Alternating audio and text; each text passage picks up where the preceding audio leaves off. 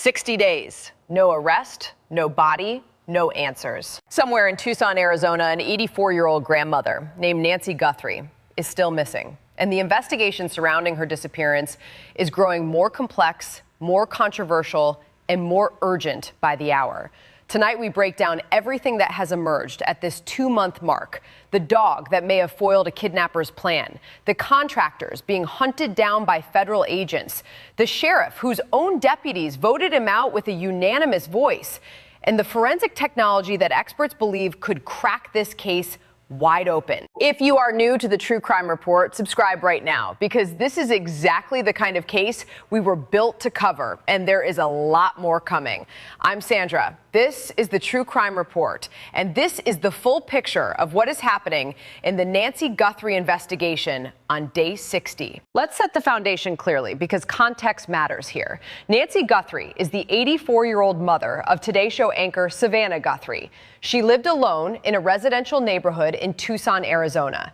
On the night of January 31st into the early morning hours of February 1st, 2026, she vanished from her home. No shoes. Still in her pajamas. She was reportedly in serious physical condition. Her back pain was so severe that on a good day, she could walk to the mailbox and back. Most days, she could not even do that. She was not someone who could simply wander off. Her family made that clear from the very beginning. When her daughter Annie arrived at the home, what she found was jarring, not because of chaos, but because of the absence of it. The home was described by multiple sources as immaculate, pristine, nothing visibly ransacked, no overturned furniture, no drawers pulled open. But look closer. The back kitchen door had been propped open. So had the back gate. Both, according to sources close to the investigation, were propped using Nancy's own flower pots. The Ring doorbell camera had been physically dislodged. Surveillance footage shows a masked figure on the front porch attempting to rip it off. And when he could not, he covered it with foliage. And at the front entrance of the home, blood. Droplets that began just inside the front foyer and continued down the front walkway. This was not a woman who wandered off into the night. This was a planned abduction. What followed is a story of a case full of promising leads, controversial decisions, forensic possibilities, and a family publicly begging a community to search their memories. 60 days in, investigators have not made an arrest. But according to multiple sources, the investigation is anything but cold. One of the most unusual and quietly fascinating details of this entire investigation involves a dog named Jolene. Jeff Lammy is Nancy Guthrie's neighbor, someone who would often cross paths with her during walks through their shared neighborhood. On the night Nancy disappeared, something unusual happened at the Lammy household. Jolene, his dog, woke him up at approximately 1:40 in the morning, not by barking loudly, by licking his face insistently until he got up and took her outside. Here's why that matters. According to the timeline investigators later pieced together, the back kitchen door at Nancy's home was propped open. The theory, supported by what Lammy later discovered when reviewing surveillance footage with federal agents, is that the original plan was to take Nancy Guthrie out through the back door, not the front. The gate was already propped open with flower pots. A vehicle could have been waiting. It would have been quieter, less visible. But something changed. And analysts suggest that change may have been triggered by Jolene. A dog barking, or even just being walked outside at that hour, could have been enough to force a pivot. Instead of going out the back, the abductor or abductors exited through the front of the home, which is where the blood trail appears, and where the masked figure was later captured on the doorbell camera, attempting to destroy evidence. Now, Lammy has been attacked online for coming forward with this information. People questioning why he remembered a dog waking him on January 11th and again on February 1st. His answer is straightforward. He did not connect those two events on his own. Federal investigators asked him to review his surveillance data, and that is when the correlation became clear. his camera went offline on one of those nights as well, something that has been discussed with investigators who are reportedly examining whether that was a coincidence or something more deliberate. Former law enforcement analysts note that this type of perimeter disturbance, a neighbor outside, a dog alert, is exactly the kind of unpredictable variable that can cause a well-planned crime to deviate from its intended course. The flower pots used to prop the door and gate open suggest someone who was improvising with available materials rather than arriving with professional-grade tools. That tells investigators something important about who they may be looking for. The immaculate state of the Guthrie crime scene has sparked intense debate, serving as both a forensic opportunity and a potential investigative failure. Experts like former DNA criminalist Tammy Ballard point out that a pristine, uncluttered home can actually better preserve trace evidence, such as footwear impressions, which are easier to recover from tidy floors using electrostatic lifts. However, this advantage is easily nullified by the high volume of traffic from family and first responders in the immediate aftermath. If responding officers failed to recognize the scene as a crime immediately, as former SWAT commander Bob Krieger emphasizes they must, the risk of evidence contamination becomes absolute. Ultimately, the lack of disarray provides a chilling insight into the abduction itself. Given Nancy Guthrie's advanced age and physical fragility, she was incapable of putting up a struggle that would overturn furniture or disturb the decor. The precision of her removal suggests the perpetrators possessed an intimate knowledge of the home's layout, knowing exactly how to navigate from her bedroom to the back gate without a single misstep. This leads to a singular, disturbing conclusion. The culprits were either individuals who had been inside the home previously or predators who had meticulously studied the residence from the outside. The investigation has now pivoted toward a massive, labor-intensive effort, the contractor thread. Federal and local agents are currently vetting every tradesperson, plumbers, landscapers, pool technicians, and security installers who ever set foot on Nancy Guthrie's property. This process is described internally as a mess due to the transient nature of service work. As veteran investigators like Clint Cole note, homeowners with meticulous properties often employ a rotating cast of laborers, some of whom are hired informally, paid in cash, or operate under aliases. Challenges compounded by Tucson's proximity to border-based day labor networks. However, investigators remain cautiously hopeful because organized victims speak from the grave. Nancy's meticulous nature suggests she likely kept detailed records, handwritten contact lists, or service logs that could provide the roster investigators desperately need. Experience from high-profile cold cases suggests a chilling probability. The suspect has likely already been interviewed. Often, the perpetrator is the helpful or quiet contractor who initially appeared cooperative to deflect suspicion. Consequently, every previous friendly interview is now being subjected to a rigorous, cold-eyed reevaluation. While investigators are running down contractors and subcontractors, a parallel storm has been brewing over the leadership of the Pima County Sheriff's Department, and it is directly relevant to how this case has been handled. Sheriff Chris Nanos has been the public face of the Guthrie investigation since day one, and from nearly the beginning, his decisions have been under scrutiny.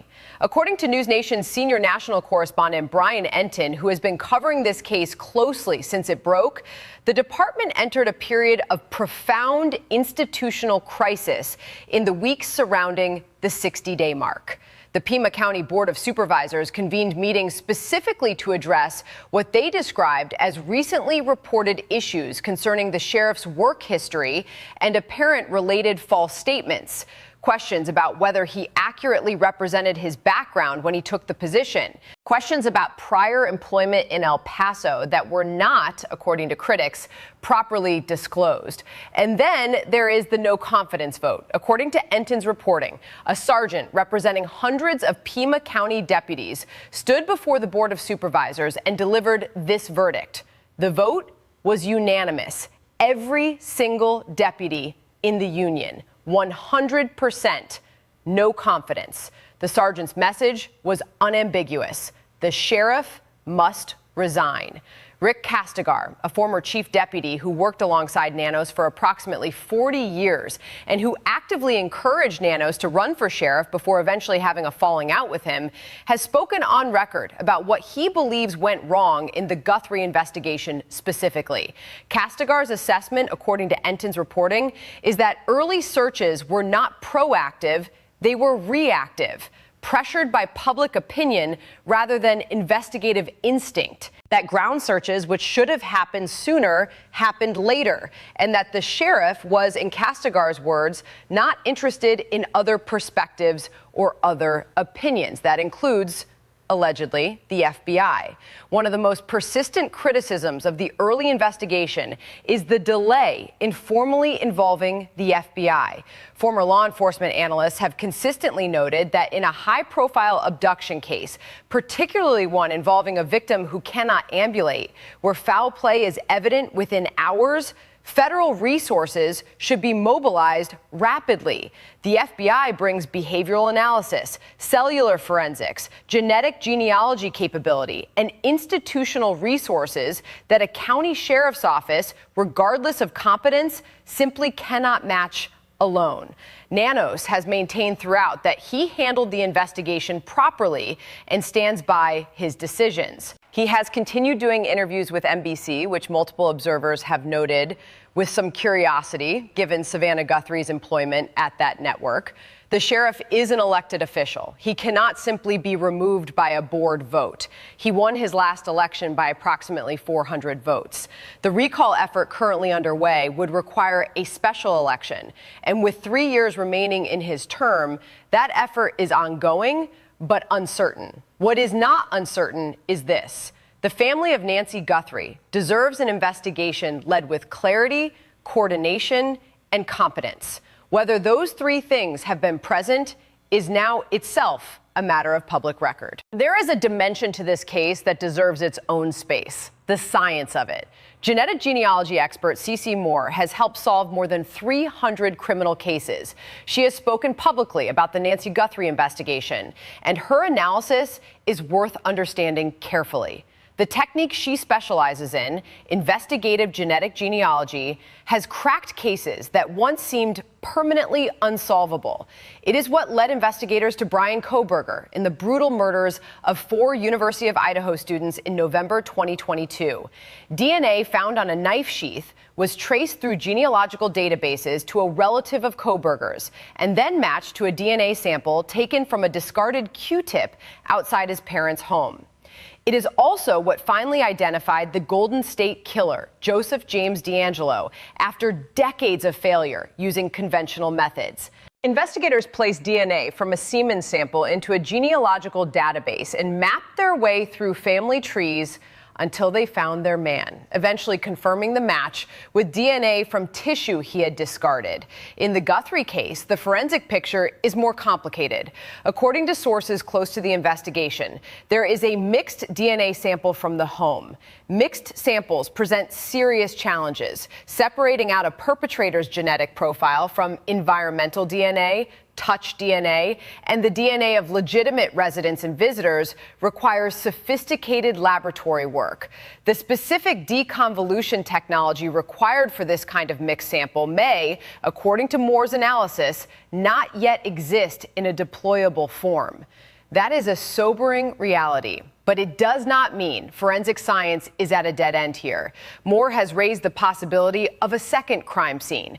If Nancy Guthrie was held somewhere, alive, that location is itself a crime scene. She would have left biological material there. Her abductor or abductors would have as well. That location, if and when identified, could provide the clean, uncontaminated DNA sample that the primary scene may not have yielded. Moore has also discussed the flashlight detail. The masked figure seen on Nancy's doorbell camera was observed with what appeared to be a bite light, a small flashlight held in the mouth.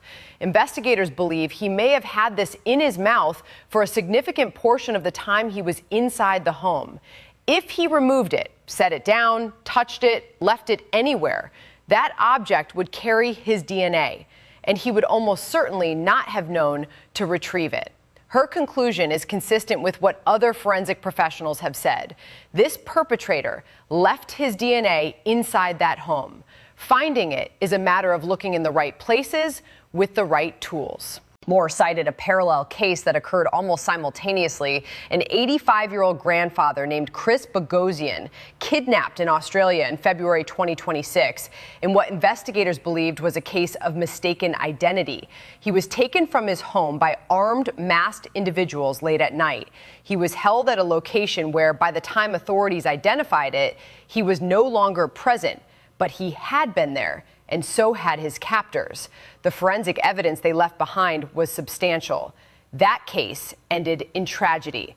Bogosian was found deceased, having been tortured. His story stands as a grim reminder of the urgency in cases like Nancy Guthrie's and as a forensic template for what a second scene investigation might look like. Now let's talk about the family, because in the coverage of this case, the family's experience has sometimes been treated as backdrop rather than as a central truth. Savannah Guthrie has spoken about her mother with a kind of controlled anguish that is difficult to watch. She has described receiving that phone call, the confusion, the disbelief.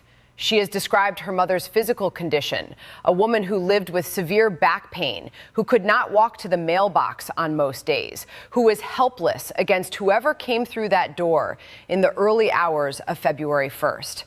In a statement released as the 2-month mark approached, Savannah and her siblings wrote words that have stayed with the public. They said they miss their mom with every breath and that they cannot be at peace until she is home. They said they cannot grieve. They can only ache and wonder. Read that again. They cannot grieve, because grieving would require certainty, and there is none. Just an open wound that 60 days have not closed. Savannah has returned to work at the Today Show, not because the search is over, but because life has to continue, because her children need their mother present, because she made a vow, in her own words, not to fall apart. The family's public statement specifically targeted the Tucson community. It asked neighbors, residents, anyone who was in that area around January 31st and the early morning hours of February 1st to search their memories, to check cameras they may not have reviewed, to look at journal notes, text messages, anything. They said plainly, someone in that community holds the key to finding Nancy Guthrie. That is a remarkable statement. Not directed at law enforcement, not directed at national media, directed at a neighborhood. Because the family, informed by whatever they know that the public does not, believes the answer is local. Former investigators have noted that this kind of targeted community appeal at the 2-month mark suggests the investigative team may have narrowed its geographic focus significantly. When families make appeals like this, specific, community-directed, timed, it is rarely arbitrary. It reflects a conversation with investigators about where attention should be applied. The reward for information leading to Nancy Guthrie's whereabouts stands at over $1.2 million. Critically, an arrest or conviction is not required to claim it. That is an intentional design decision. It lowers the bar for coming forward, recognizing that in crimes like this, someone often knows something without knowing enough to feel certain they should call. If you know something, if you saw something, if you heard something that night or in the days before, the number is 1-800-CALL-FBI. That is 1-800-225-5324. You can remain anonymous. You will not need to testify. You may be eligible for that $1.2 million reward simply for providing information that helps locate Nancy Guthrie. Let us step back from the details for a moment and look at the architecture of this case as a whole. Because when you line up what has been confirmed, what is still developing, and what remains unknown, a specific picture begins to emerge. This was not a random crime of opportunity. Multiple indicators point toward planning. The masked figure appeared on Nancy's doorbell camera not just on the night she disappeared, but reportedly on at least one prior occasion, January 11th, weeks before the abduction. That prior visit, sources close to the investigation suggest, was likely a reconnaissance trip. Someone mapping the layout, identifying entry and exit points, learning her schedule. The fact that the back kitchen door and back gate were propped open with flower pots, items found on the property, suggests someone who either did not bring dedicated tools or who adapted their plan using what was available. Former law enforcement analysts note that this is more consistent with a locally familiar perpetrator than with a sophisticated organized crime operation using professional equipment. The ransom notes add another layer. Savannah Guthrie has indicated that of the many notes that came in, some clearly from disturbed or opportunistic individuals, she believes 2 may be genuine. The FBI, according to sources, is in the process of reverse engineering those notes through behavioral analysis. That work involves examining language, tone, word choice, and structure to build a psychological profile of who sent them. It is painstaking technical work that does not produce quick results, but it is ongoing. The Guthrie family's specific reference to January 11th in their public statement is also notable. It is the first time they named that date explicitly. That date had previously been referenced in reporting about neighbor surveillance footage and about Jolene the dog waking her owner that same night. For the family to name it publicly suggests they believe it is meaningful, and that investigators agree. What this adds up to, according to analysts who follow these types of cases, is a profile of a perpetrator who is likely known to the Tucson area, possibly known to the neighborhood specifically. Someone who had reason to observe Nancy Guthrie, someone who understood her vulnerability, someone who planned this over multiple weeks. And according to retired detective Clint Cole's experience and the principle it established, that person has almost certainly already been spoken to. Their name is likely in the investigation's files. The question is whether the conversation yet to happen with them will be the one that breaks this open. There is one more layer of this case worth addressing directly: the media dynamics that have surrounded it. Because this is not just any missing person case. This involves the mother of one of the most recognizable news anchors in American television. And that means the coverage, the commentary, and the public attention have been intense, sometimes productive, and sometimes deeply problematic. Reports indicate that Savannah Guthrie was upset after a media figure named a family member, specifically her brother-in-law, as a suspect. According to available reporting, she felt that line had been crossed. No official charges have been filed against anyone connected to the family. No family member has been named as a person of interest by law enforcement in any official capacity. Any speculation framing family members as suspects without official basis is not only irresponsible, it actively harms real people during one of the most painful experiences of their lives. Separately, Craig Melvin, Savannah's Today Show colleague, has spoken about his own emotional connection to this story and has come to her public defense in the aftermath of criticism directed her way. Gayle King has been visibly emotional discussing the case on her platform. These are not just media figures performing sympathy.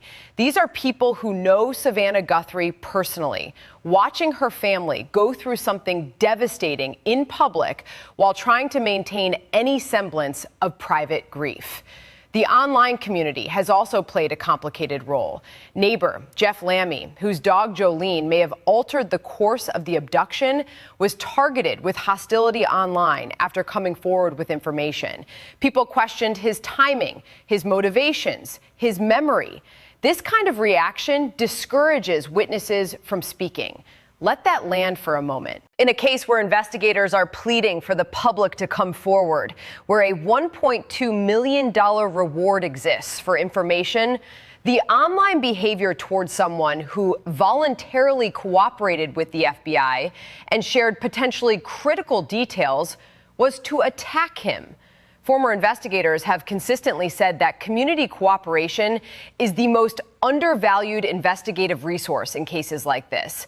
Most cases are solved not by DNA or surveillance footage alone, but by someone deciding to pick up the phone. And when the public climate punishes people for coming forward, it creates silence where there needs to be information. Jeff Lammy himself addressed this directly. He said he initially had no intention of speaking to media. Someone close to the case encouraged him, saying that visibility keeps the reward in front of people who might know something. So he spoke, and the response he received was hostility.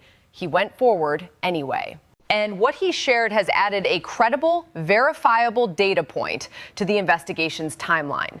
That is what community cooperation looks like, and it is exactly what this investigation needs more of. 60 days. An 84-year-old grandmother taken from her bed in the early morning darkness. No shoes, her pajamas still on, her home left standing in near perfect order, as if she had simply ceased to exist.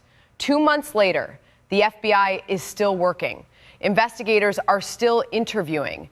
The reward still stands at over $1.2 million. The family is still pleading. And somewhere in Tucson, Arizona, someone knows something they have not yet said out loud. What you have learned in this video is the full picture at this stage of the investigation, from the forensic possibilities being explored by genetic genealogy experts to the contractor interview process that may represent the most direct path to a suspect, to the institutional failures at the Pima County Sheriff's Office that critics believe complicated the earliest and most critical hours of this case, to the quiet testimony of a dog named Jolene, who may have changed everything by simply needing to go outside. This is not a cold case. The people working it say so, and the level of ongoing activity supports that. But 60 days without an arrest in a case this visible, this resource-rich, this saturated with public attention, that gap demands accountability. Nancy Guthrie deserves to come home. Her family deserves answers. And the person or persons responsible deserve to face every consequence the law allows. If you have information, any information, call 1-800-CALL-FBI or reach Pima County directly at 520-882-7463. The reward is $1.2 million. No arrest required. If this video gave you something, a new angle, a detail you had not heard, a clearer picture of where this case stands, share it. Every view keeps Nancy's name in front of people who might hold the answer. Like this video so it reaches further. Subscribe to the True Crime Report so you do not miss what comes next, because this investigation is not over, and neither are we. Cases like this do not die in silence. They go quiet, and then they break. I'm Sandra. This is the True Crime Report. Thank you for watching.